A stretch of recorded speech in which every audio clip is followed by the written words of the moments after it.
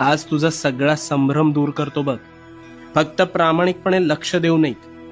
मला सांग, आंब्याच्या झाडाचे बीज रोवून सफरचंदाचे झाड उगवलेलं तू ऐकलंयस का कधी? नाही ना. मग स्वतःच्या डोक्यात नकारात्मक विचारांचे बीज रोवून सकारात्मक गोष्टी घडतील हा विचार योग्य असू शकेल का रे? कदापि नाही. पण हेच घडतंय तुझ्या बाबतीत. तू एखाद्या गोष्टीचा आरंभ संकल्प करून मोठ्या दिमाखात करतोस, पण काहीच दिवसात अपेक्षित यश मिळत नाही, म्हणून नकारात्मक विचारांचं तोरण आधीच मनात बांधायला सुरू करतोस. आणि मग गोष्टी मनासारख्या होत नाहीत, म्हणून कायम रडत बसतोस. नकारात्मक विचारांचं ग्रहण लागलंय रे तुला.